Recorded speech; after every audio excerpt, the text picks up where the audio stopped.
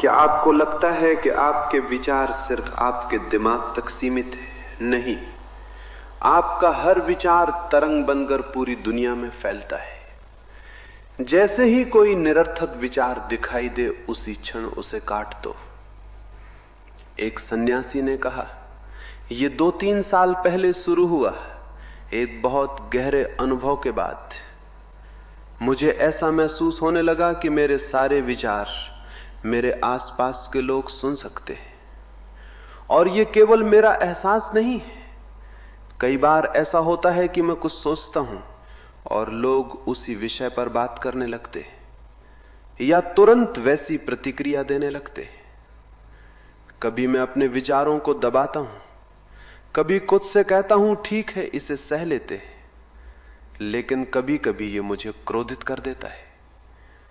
जब भी तुम कुछ सोचते हो, तुम उसे एक सूक्ष्म तरीके से प्रसारित कर रहे होते हो। जिस क्षण तुम्हारे भीतर कोई विचार स्पष्ट रूप लेता है, उसी क्षण उसका प्रसारण शुरू हो जाता है। तुरंत तुम्हारे चारों ओर तरंगें उठने लगती हैं, कंपन फैलने लगते। ये ठीक वैसा है जैसे किसी शांत झील में एक कंकड़ फेंक दिया जाए। तुरंत लहरें उठती हैं और फैलती चली जाती हैं।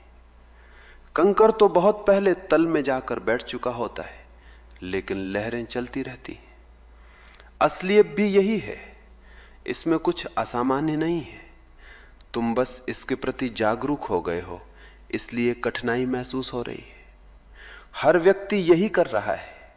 इसी कारण संसार के सभी महान गुरु कहते रहे, बुरे विचार मत सोचो, क्योंकि वे लोगों को प्रभावित करते हैं। केवल तुम्हारे कर्म ही लोगों तक नहीं पहुंचते, तुम्हारे विचार, तुम्हारी भावनाएं सब पहुंचती हैं। और केवल मनुष्य ही नहीं सुन रहे, वृक्ष सुन रहे हैं, पक्षी और पशु सुन रहे हैं, यहां तक कि चट्टानें भी सुन रही हैं। अब वैज्ञानिक प्रयोग भी ये सिद्ध कर चुके हैं कि यदि तुम क्रोध में किसी वृक्ष के पास जाते हो, तो वृक्ष तुरंत तुम्हारे क्रोध को महसूस करता है। अब ऐसे तरीके मौजूद हैं जिनसे पता लगाया जा सकता है कि वृक्ष ने उसे महसूस किया या नहीं। और जब तुम प्रेम के साथ उसके पास जाते हो, तो वृक्ष तुरंत उसे अनुभव करता है और आनंदपूर्ण अभिव्यक्ति में आ जाता है। और जब कोई व्यक्ति वृक्ष को काटने आता है, उसने कुछ कहा भी नहीं होता, केवल वो विचार लेकर आया होता है, तब वृक्ष कांपने लगता है, उसमें गहरा भय उत्पन्न हो जाता है। ये सब बिना कुछ कहे, बिना कुछ किए केवल प्रसारित हो गया होता है। एक वैज्ञानिक जो वृक्षों पर काम कर रहा था, एक दिन बहुत उलझन में पड़ गया। वो एक कीड़े को मारने जा रहा था, ये देखने के लिए कि वृक्ष पर उसका कोई प्रभाव पड़ता है या नहीं। और वृक्ष प्रभावित हुआ। वो वृक्ष के साथ कुछ नहीं कर रहा था, उसके बारे में सोच भी नहीं रहा था, उसने केवल उस कीड़े को मारा। लेकिन वृक्ष ने गहरे भय, चिंता और उदासी के साथ प्रतिक्रिया दी। जीवन आपस में जुड़ा हुआ है, हम अलग अलग नहीं हैं। हम एक ही मकड़ी के जाले का हिस्सा हैं, एक ही सामंजस्य का हिस्सा हैं। ये अच्छी बात है, चिंतित मत हो। हां, जब तुम ऐसी चीजों के प्रति जागरूक हो जाते हो, तो शुरुआत में बेचैनी होती है, लेकिन यदि तुम समझ लो तो कोई समस्या नहीं रहती। अस्तित्व ऐसा ही है। इसलिए और अधिक सजग बनो, करुणा, प्रेम और प्रार्थना से भरे सुंदर विचार रखो, और उन विचारों को छोड़ दो जो किसी के जीवन में परेशानी पैदा कर सकते हैं।